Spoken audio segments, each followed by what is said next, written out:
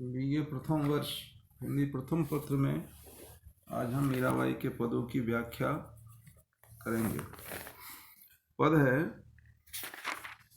मीरा मगन भये हरि के गुण गाय, सांप पिटारा राना भेज्या, मीरा हाथ दियो जाय, नहाय धोय जब देखन लागी, साली ग्राम गई पाय, जहर का प्याला राना भेज्या, अमृत दिन बनाय, नहाय धोय जब पीबन लागी, हो अमर अचाय, सूल सेज राना ने भेजी, दिज्यो मीरा सुलाय, सांझ भई मीरा सोबन लागी, मानो फूल बिछाय, मीरा के प्रभु सदा सहाय, राखे विघ्न हटाय, भजन भाव से मस्त डोलती, गिरधर पे बलि जाय।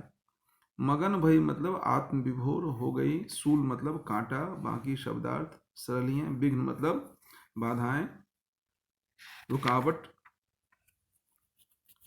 पिटारा मतलब सांप की पेटी, सालिग्राम कहते हैं विष्णु की प्रतिमा को।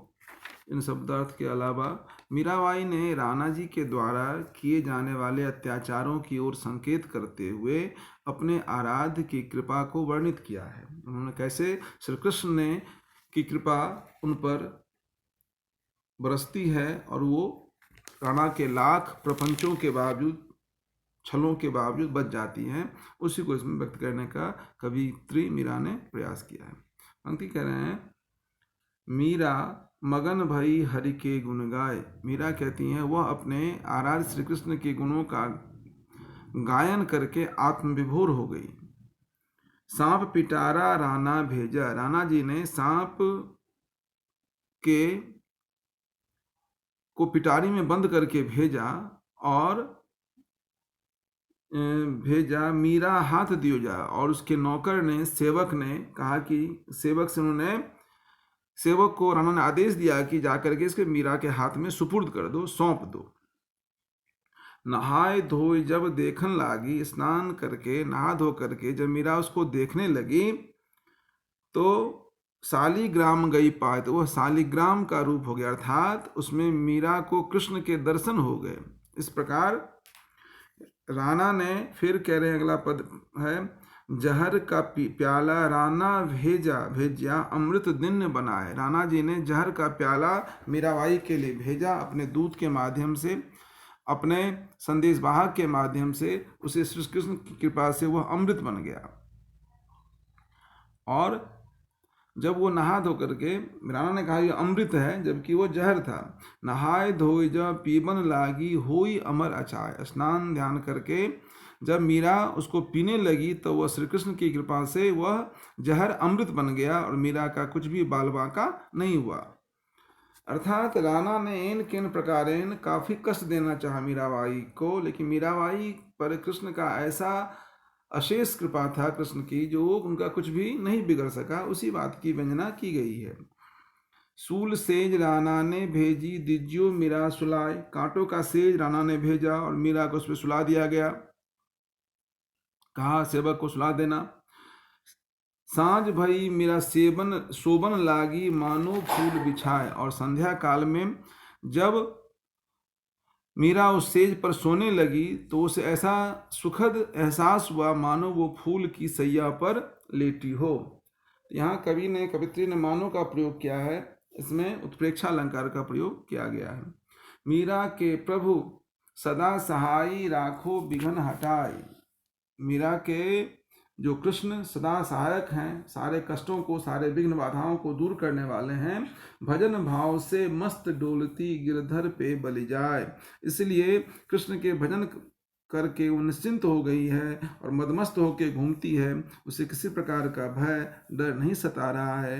अर्थात जब ईश्वर की कृपा मीरा पे हो गई तो उसे किसी बात का भय नहीं था, वो निर्भीक हो गई और वो बेखौफ होकर के राणा के सारे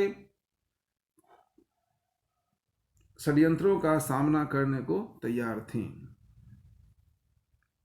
इसमें इन पंक्तियों के माध्यम से राणा जी के द्वारा किए गए अत्याचारों का स्पष्ट संकेत किया गया है। इसमें भाषा बड़ी सरल और सहज बोधगम्य है।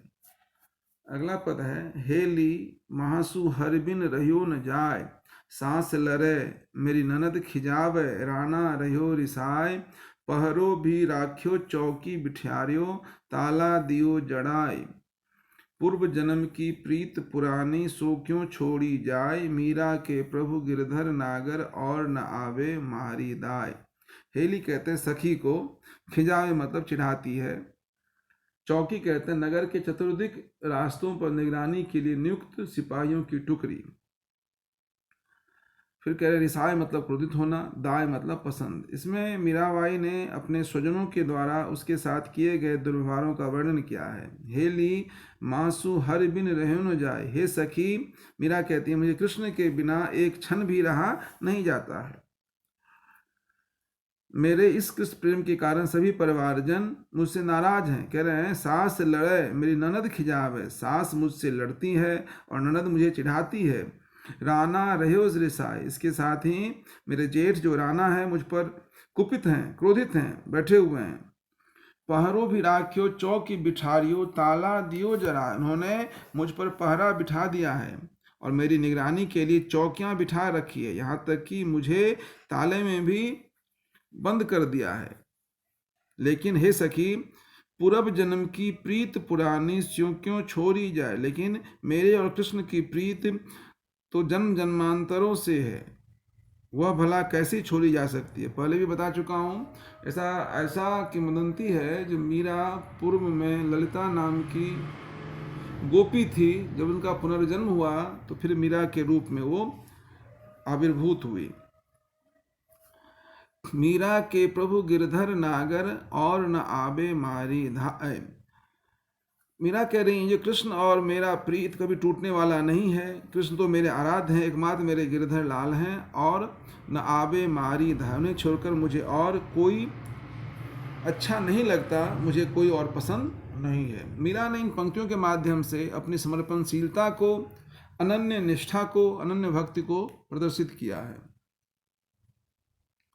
अगला पद है, जोगिया जी निस्दिन जोऊ बाट, पाँव न चाले पंथ दुहेलो, आड़ा औघट घाट, नगर नगर आई जोगी रम गया रे, मो मन प्रीत न पाय, मैं भोली भोलापन किन्हो राख्यो नहीं बिलमाय, जोगिया को जोबत बहु दिन बीता, अजहु आयो नाही, बिरह बुझावन अंतर आवो, तपन लगी तन माही, कह तो जोगी जग में नाही, कैर बिसारो मोड़, काय करो कित जाओ रि सजनी, नैन गुमाया रोय, आरत तेरी अंतरि मेरे, आओ अपनी जान, मीरा व्याकुल बिरह निरे, तुम बिन तलफत प्राण। जोगिया जी से आशय है निर्मोही प्रीतम कृष्ण के लिए, दुहेलो मतलब कष्टकर, आरा मतलब बीच में, औघड़ घाट मतलब विकट और दुर्गम पर्वतीय पथ, बिलमाई मतलब भुला लुभाकर, अंतर मतलब हृदय में, आरति उत्कट लालसा के लिए कह रहा है। जोगिया जी निस्दिन जो बाट, ये जोगिया जी कृष्ण के लिए संबोधन है। हे मेरे निर्मोही प्रीतम कृष्ण, मैं रात दिन आपकी प्रतीक्षा करती रहती हूँ, लेकिन आप अब तक नहीं आए। इतने आप निष्ठुर निर्मम हो गए हैं, और निस्दिन आप जो है पाँव न चाले, क्योंकि मेरे पाँव नहीं चलते हैं, मैं असक्त हो गई हूँ। कह रहे हैं पाँव न चाले पंथ दिहो लो, आरा औघट घाट। मीराबाई कह रहे मैं आपके पास आने में असमर्थ हूँ, क्योंकि विरह के कारण मेरे पैर थके हुए हैं। इसी के साथ ही आपकी ओर जाने वाला मार्ग भी अत्यंत कठिन, दुर्गम और कष्टकर है, आरा औघट घाट।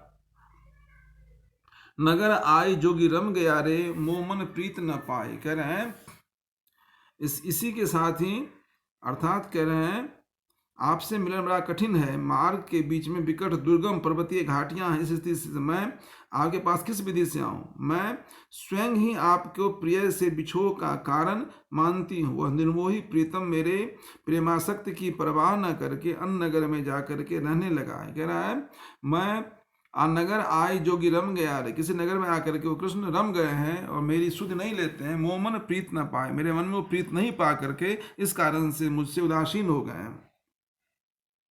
अर्थात मीराबाई कह रही हैं मैं स्वयं ही अपने आप को प्रिय से बिछो का कारण मानती हूँ। वह निर्मोही प्रीतम मेरी प्रेमा भक्ति की परवाह न करके वह अन्य नगर में जा करके रहने लगा है। लगता है अभी मेरी भक्ति, मेरा कृष्ण प्रेम कच्चा है। ये मीराबाई का अपने अंतर मन से व्यथा को बता रही हैं। जोगिया मैं भोली भोलापन किन्हीं राख्यो नहीं मिलवाए। मैं भोली, मैं कृष्ण को अपना न सकी। जोगिया कु जौबत बहु दिन बीत्या अजहु आई नाई। कृष्ण को प्रतीक्षा करते करते काफी दिन बीत गए, लेकिन मैं उनको अपने प्रेम में बांध कर नहीं रह सके, किंतु अब तक वो कृष्ण मेरे पास नहीं आए हैं।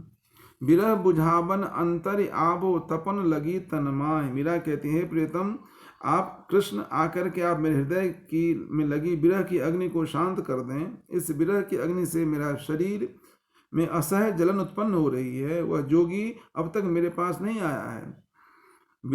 मैं कह तो जोगी जग में नाही कैर बिसारी मोर। कह रहे हैं या तो जोगी कृष्ण इस अब तक मेरे पास नहीं आया। इसके दो कारण हो सकते हैं। पहला कारण तो यह है कि वह संसार में ही नहीं है, क्योंकि वह सर्वव्यापी निराकार रूप आदि कहे जाते हैं। इस संसार में न होने से वह मेरे पास नहीं आ रहे हैं, इसलिए इस पर सहज विश्वास नहीं होता है। दूसरा कारण यह हो सकता है कि मेरे ही किसी अपराध के कारण वह मुझसे भुला दिए हैं।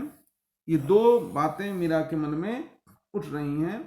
फिर कह रही हैं, काय करूं कित जाऊं रि सजनी। हे सखी मैं कहाँ जाऊं, नैन गुमाया रोय। आंखें रोते रोते अब मेरी दशा दृष्टि भी खो चुकी है। नैन गवायो रोय, रोने के कारण से मेरे आंखों की ज्योति दृष्टि ही खो चुकी हूं। अगला पद फिर कह रहे हैं, आरत तेरी अंतर मेरे आओ अपनी जान। मीरा व्याकुल विरह निरे तुम बिन तलफत प्राण। कह रहे, हे प्रभु कृष्ण मेरे हृदय में आपसे मिलने की उत्कट अभिलाषा उत्पन्न हो गई है। अतः मुझे अपनी समझकर आप यहाँ शीघ्र ही आ जाएं। यह मीरा आपके विरह में अत्यंत व्याकुल हो रही है। किसी भी प्रकार यहाँ आकर के आप मेरे प्राणों की रक्षा करें। यही आत्म निवेदन है मीरा का, जिसको मीरा ने बड़ी सहज भाव से व्यक्त करने की कोशिश की है। जैसे कि एक शब्द है आरा औघट, इसमें अनुप्रास अलंकार है और भाषा सरल और सहज